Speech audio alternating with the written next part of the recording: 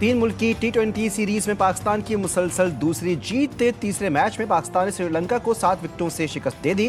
कौमी टीम ने 129 रन का हदफ 16वें ओवर में पूरा कर लिया।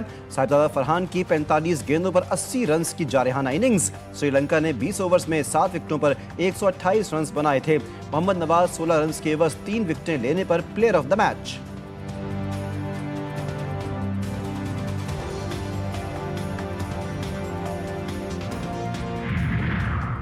तेरह सीटों पर ज़िमनी इंतखाबात का मैदान कल सजेगा। कौमी असम्बली के 6 और सूबाई असम्बली के 7 हल्कों के अवाम अपने नुमाइंदों का इंतखाब करेंगे।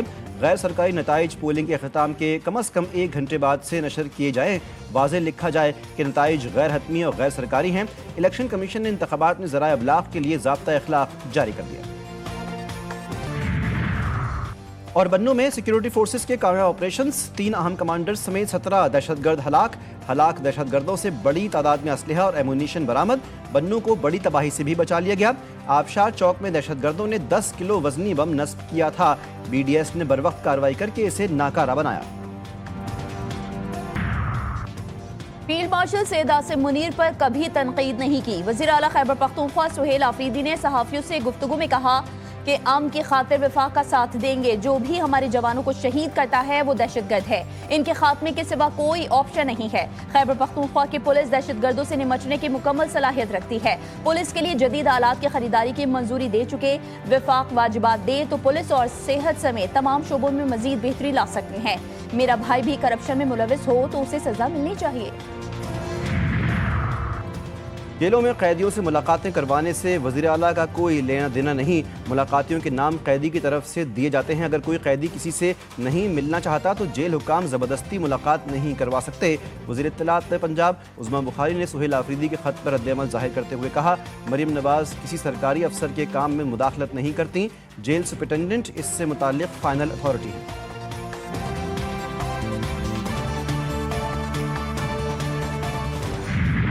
कि निज़ाम ऐसा नहीं है कि जिसमें आपको हक मिले और आप अपना मुकदमा लड़ सकते। ऐसा पाकिस्तान है ये जहां गुर्बत की लकीर से 40% से ज्यादा 44% लोग जिंदगी गुजार रहे हैं, कि जो बज़ाहिर तो खवातीन के हुकूक के लिए आवाज उठाते हैं लेकिन उनका एक मखसूस किस्म का एजेंडा होता है, लेकिन वो खेत मजदूर खातून के लिए बात नहीं करते। किसी सियासतदान के लिए कोई इस्तिस्ना नहीं, सब बराबर हैं। हुक्मरान ताकतवर से डरते और कमजोरों को पीसते हैं। किसी जागीरदार या सरमायादार का निजाम नहीं चलेगा। अमीर जमात इस्लामी पाकिस्तान हाफिज नईमुर रहमान का लाहौर में इज्तिमा से खिताब। कहा, जिस पार्टी में अवाम की राय का एहतराम नहीं वो कभी हालात तब्दील नहीं कर सकती। निजाम की तब्दीली तक हमारी तहरीक जारी रहेगी। मैं उनको टाउन चेयरमैन को कहूंगा, यार फोकस मीनारे पाकिस्तान में ना रखो। इवेंट लाहौर में हो रहा है, ट्रेनें यहाँ से जा रही हैं। नईमुर रहमान साहब खुद वहाँ पे चले गए, आज भी हमारे खंभों में मौजूद हैं। तो यार अब क्या जरूरत है कि नेटी जेटी पुल पे मुझे नईमुर रहमान साहब की तस्वीर नजर आ रही है और लिखा होता है निजाम बदलो। अभी नया शौक मुनीम जफर को भी हो गया है। यार फोटो वोटो से बाहर, मैं मेयर हूँ कराची का, मैं तस्वीरें कहीं लगाता। जमात इस्लामी के टाउन चेयरमैन फोकस मीनारे पाकिस्तान पर ना रखें। इवेंट लाहौर में हो रहा है, ट्रेनें यहाँ से जा रही हैं।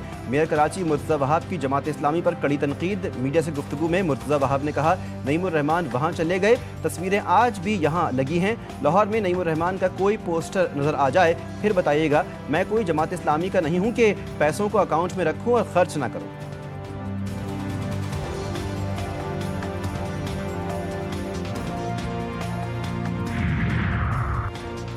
IMF इदारों की दयानतदारी पर सवाल उठा रहा है। IMF कह रहा है पाकिस्तान में करप्शन है। हमारा सवाल है IMF की रिपोर्ट ताखीर से क्यों शाया की गई। रहनुमा तहरीक इंसाफ तैमूर सलीम झगड़ा के इस्लामाबाद में न्यूज कॉन्फ्रेंस। कहा, IMF कहता है इदारों की कारकर्दगी सियासी दबाव में आ जाती है। रिपोर्ट में लिखा गया है कि करप्शन की कीमत मुल्क की मईशत अदा करती है। हुकूमत में किसके पास शुगर मिल्स हैं। आईनी अदालत में अपील मुकर्रर करने के खिलाफ हाईकोर्ट के 5 जजेस का दरख्वास्त दायर करने का फैसला। वफाकी आईनी अदालत में दायर करने के लिए मुतफर्रिक दरख्वास्त तैयार। दरख्वास्त वफाकी आईनी अदालत में ट्रांसफ़र नहीं हो सकती थी। मुतफर्रिक दरख्वास्त के मुताबिक ट्रांसफ़र जजेस अपील वापस सुप्रीम कोर्ट भेजी जाएगी। इससे कबल वफाकी आईनी अदालत में इस्लामाबाद हाई कोर्ट के 5 जजेस की इंट्रा कोर्ट अपील समाअत के लिए मुकर्रर की गई। चीफ जस्टिस अमीनुद्दीन की सरबराही में 6 रुकनी लार्जर बेंच 24 नवंबर को अपील पर समाअत करेगा।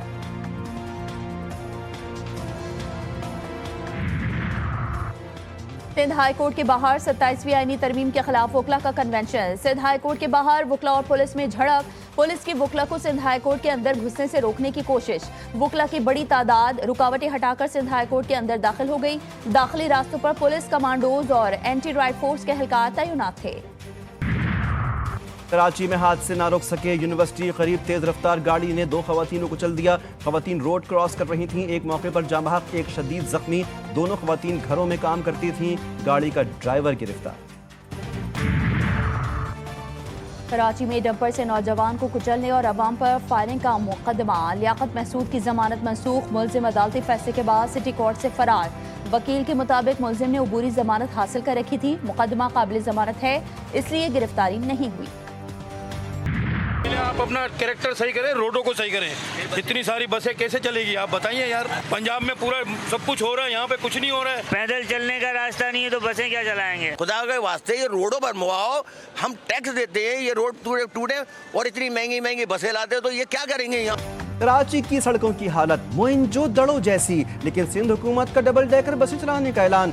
शहरी हैरान परेशान, कहते हैं पहले सड़कें तो ठीक कर लें फिर ऐसी बातें करें। रेड बसें पहले ही तबाह हो रही हैं, डबल डेकर बसें आ गईं तो अल्लाह जाने क्या होगा।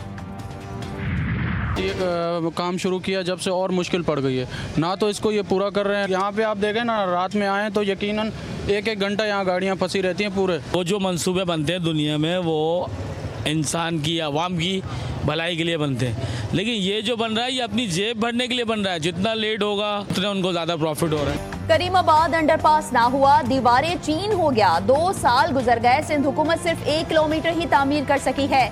10 माह में तामीर का वादा किया गया था, लेकिन 2 साल गुजर गए। मंसूबे की लागत 1 अरब 35 करोड़ से 3 अरब 70 करोड़ तक जा पहुंची। ट्रैफिक मसाइल को हल करने वाला मंसूबा खुद ट्रैफिक जैम का सबब बन गया। आवाम और दुकानदार सख्त परेशान।